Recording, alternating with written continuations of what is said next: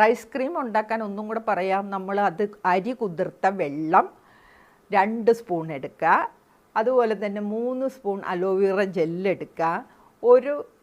പിന്നെ 1/2 spoon coconut oil എടുക്കുക.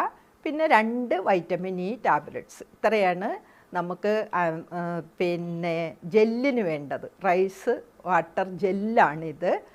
ഇത് നമ്മൾ റൈസ് വാട്ടർ തലേന്ന് തന്നെ 8 മണിക്കൂർ സോക്ക് ചെയ്ത എടുത്ത വെള്ളമാണ് നമ്മൾ എടുക്കുന്നത് കേട്ടോ. ഇത് നന്നായിട്ട് മിക്സ് ചെയ്യണം. ഞാനിത് ഒന്നും കൂടെ പറഞ്ഞത് എന്താണെന്നോ, നിങ്ങളതൊന്നും കൂടെ ഒന്ന് മനസ്സിലാക്കാൻ വേണ്ടി പറഞ്ഞാണ്.